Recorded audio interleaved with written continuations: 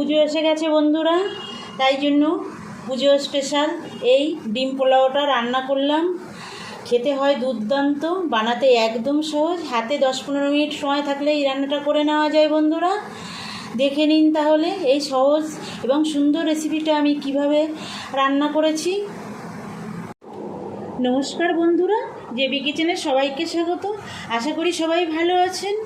এই ডিম পোলাও বানানোর জন্য আমি কি নিয়েছি দেখে নিন বন্ধুরা। আমি এখানে গোবিন্দভোগ চাল নিয়েছি দেখুন, আর দুটো আলু আমি এরকম 4 পিস করে নিয়েছি, আর দুটো তেজপাতা নিয়েছি। এখানে আদা বাটা নিয়েছি, রসুন বাটা নিয়েছি, কাঁচা লঙ্কা চিড়ে নিয়েছি, লবণ নিয়েছি, 4টে ডিম নিয়েছি, দেখুন সিদ্ধ করে রেখেছি, আমি সিদ্ধ করে খোসা ছাড়িয়ে নিয়েছি।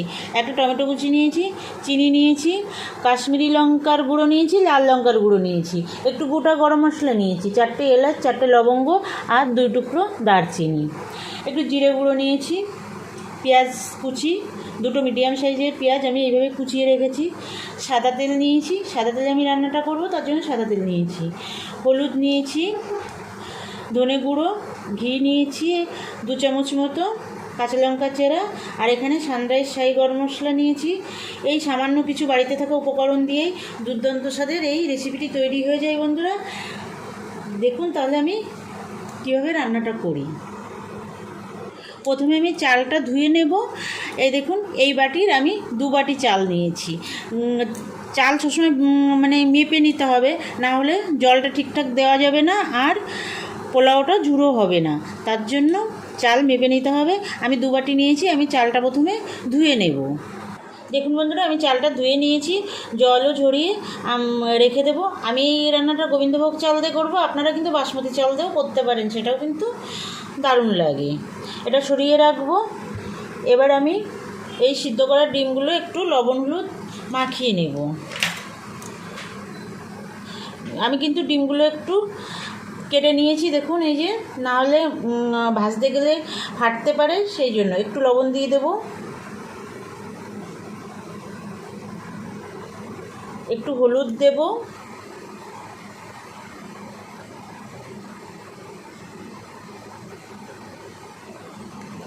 একটু লঙ্কা গুঁড়ো দেব, এটা কিন্তু ঝাল লঙ্কা।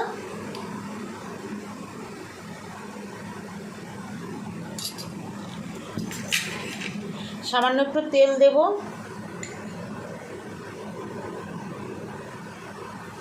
এবার ডিমগুলো হাত দিয়ে ভালো করে এই তেল হলুদ লবণ লঙ্কা মেখে রেখে দেব। দেখুন ডিমটা তেল হলুদ লবণ দিয়ে আমি মেখে নিয়েছি, আর লঙ্কা দিয়েছি একটু, রেখে দেবো সাইডে। এবার আমি এই যে একটা নারকেল কুড়িয়ে নিয়েছি, এই নারকেলের দুধটা বের করে নেব। আমি এই বাটি মেপে চাল দিয়েছি, তার জন্য আমি এর 2 বাটি চাল নিয়েছি, 4 বাটি জল নেব। দেখুন আমি 4 বাটি জল নিয়েছি, প্রথম 1 বাটি জল দিয়ে আমি প্রথম দুধটা বের করে আলাদা করে রাখবো। আমার ভিডিওটা স্কিপ না করে সম্পূর্ণ দেখবেন। আমি যেভাবে রান্নাটা করছি একবার সেভাবে রান্না করে দেখবেন, আশা করি আপনাদের সবারই খুব ভালো লাগবে। পুজো তো এসেই গেছে, লোকজন আসলে কিংবা নিজেদের জন্য এই সুন্দর রেসিপিটা একবার করে দেখবেন, খুবই ভালো লাগবে।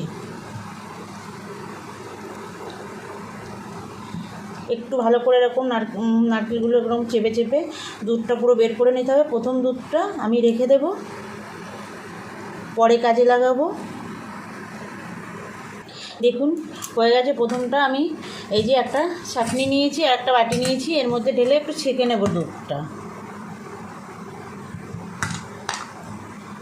আপনারা সবাই দুধ বের করতে জানেন নারকেল থেকে, তবুও আমি একটু দেখিয়ে দিচ্ছি বন্ধুরা। দেখুন প্রথম দুধটা বের করে নিয়েছি, এবার এটা আমি আলাদা করে রেখে দেবো। আর যে 3 বাটি জল আছে ওই জলটা দিয়ে আমি আবার 2-3 বার করে নারকেলটা ভালো করে ধুয়ে নেব। কারণ হচ্ছে 2-3 বার না ধুলে নারকেলের মধ্যে দুধ থেকে যাবে, সেই জন্য 2-3 বার অল্প অল্প করে জল দিয়ে ধুয়ে নিতে হবে।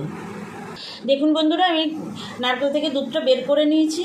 কারোর যদি নারকেলের দুধে আপত্তি থাকে সেক্ষেত্রে আপনারা গরুর দুধ কিংবা আমুল দুধ দিয়েও তৈরি করতে পারেন রান্নাটা, কিংবা টক দই দিয়েও রান্না করতে পারেন, সেটাও কিন্তু ভালো লাগে।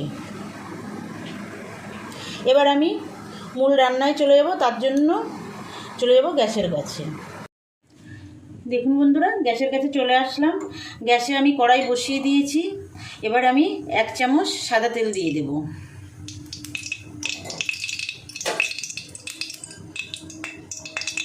তেলটা গরম হয়ে গেছে, আমি সামান্য একটু ঘি দিয়ে দেব, একদম অল্প করেই দেব।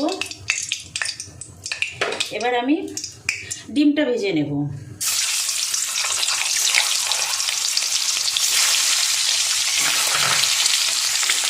দেখুন বন্ধুরা, ডিমটা ভাজা হয়ে গেছে, আমি তুলে নেব।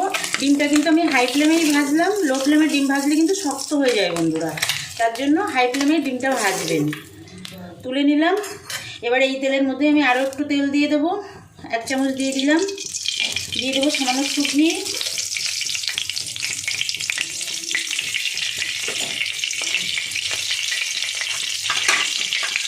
এবার আমি আলু ভেজে নেব।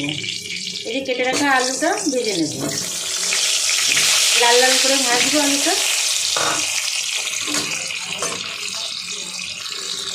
দেখুন বন্ধুরা, আলুটা এই পর্যন্ত ভেজে নিয়ে আমি একটু লবণ দিয়ে দেবো।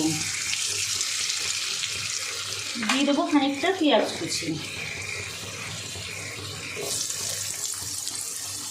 এই লবণ পেঁয়াজ দিয়ে আলু ভাজা করলে আলুতে কিন্তু অন্যরকম একটা টেস্ট আসে, একবার করে দেখবেন বন্ধুরা। একটু ভেজে নেব।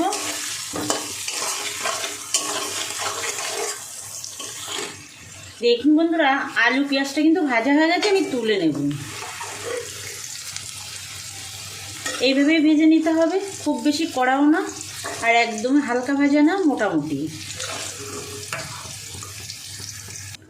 দেখুন, আমি আলু আর পেঁয়াজটা তুলে নিয়েছি।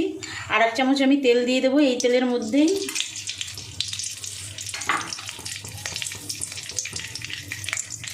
তেল গরম হয়ে গেছে, আমি এলাচ 4টে ফাটিয়ে দিয়ে দিলাম দারচিনি, লবঙ্গ। একটু ভেজে নেব। দেখুন সুন্দর ভাজা হয়ে গেছে, আমি এবার দিয়ে দেবো পেঁয়াজ কুচি।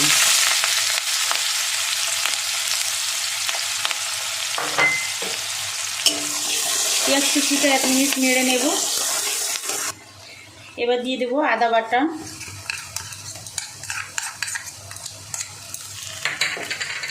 রসুন বাটা,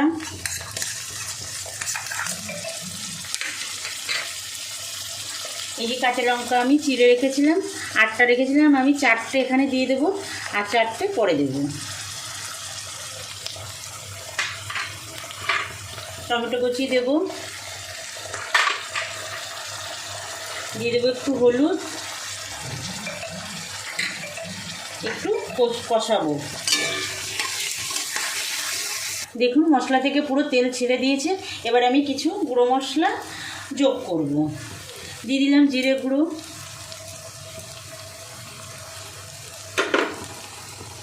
ধনে গুঁড়োটা দিয়ে দিলাম,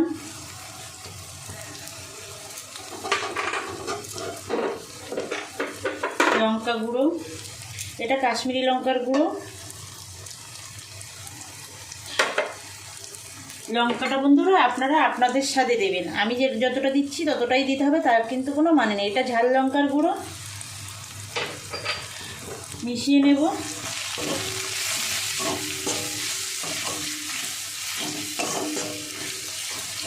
একটু জল দেব, যেহেতু গুঁড়ো মশলা দিয়েছি তার জন্য একটু জল দেব। জল দিয়ে মশলাটা একটু কষিয়ে নেব। দেখুন মশলাটা কষানো হয়ে গেছে, তেল ছেড়ে দিয়েছে। এবার আমার ধুয়ে রাখা চালটা দিয়ে দেবো।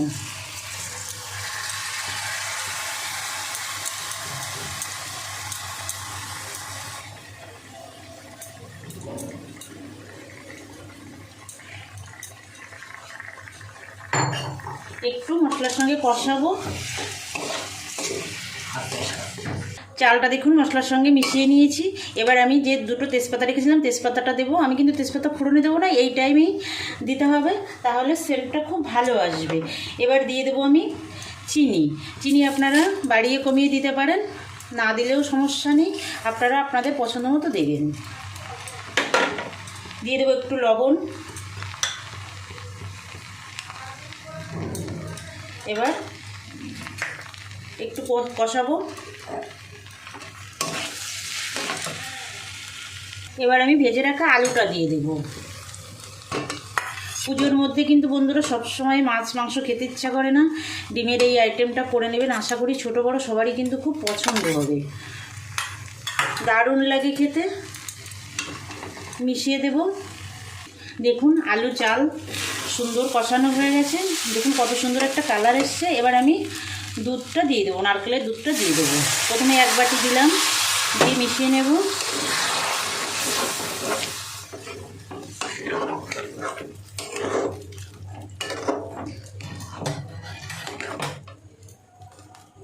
দু বাটি দিলাম, 3 বাটি দিলাম। আমি 3 বাটি দিয়েই প্রথমে রান্না করব, আর যে প্রথমে যে দুধটা রেখেছি সেটা তো আমি পরে ব্যবহার করব। দেখতে থাকুন বন্ধুরা। প্রথমে কিন্তু আমি হাই ফ্লেমে 5 মিনিট রান্না করে নেব।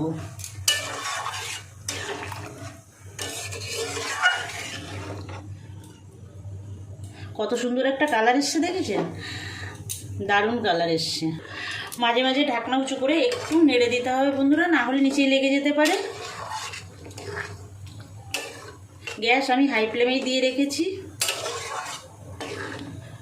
আর নতুন বন্ধুদের কাছে আমার অনুরোধ, যে সকল বন্ধুরা এখনও পর্যন্ত আমার চ্যানেলটা সাবস্ক্রাইব করেননি, আমার চ্যানেলটা সাবস্ক্রাইব করে আমার সঙ্গে থাকবেন, বেল আইকনটা প্রেস করে রাখবেন। আমি যখনই কোনো নতুন রান্নার ভিডিও আপলোড করব আপনাদের কাছে নোটিফিকেশান চলে যাবে, আপনারা আপনাদের সময় মতো দেখে নিতে পারবেন।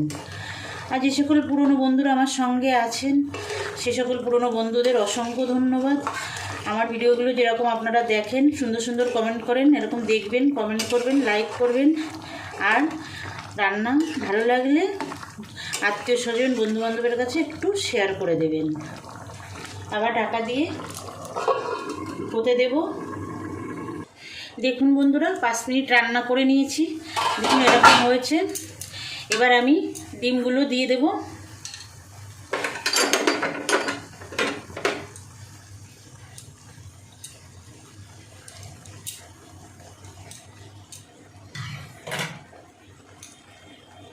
ডিম দিয়ে একটু মিশিয়ে দেব। মাঝে মাঝে কিন্তু বন্ধুরা একটু নেড়ে দেবেন, না হলে নিচে লেগে যাবে, যেহেতু গোবিন্দভোগ চাল আতপ চাল, সেই জন্য।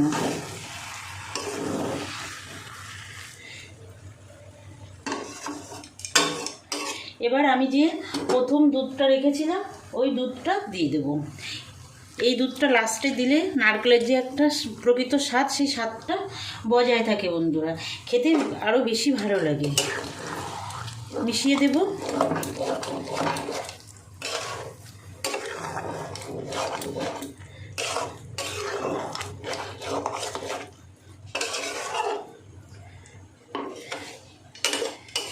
মিডিয়াম আছে রান্না করে নেব আরও 5 মিনিট। ঢাকা দিয়ে দেবো, দিয়ে মিডিয়াম আছে আরও 5 মিনিট রান্না করে নেব। এবার সানরাইজ শাহি গরম মশলা ছড়িয়ে দেব, দিয়ে দেবো এই যে 4টে কাঁচা লঙ্কা রেখেছিলাম, সেই 4টে কাঁচা লঙ্কা, আর ঘি দিয়ে দেব।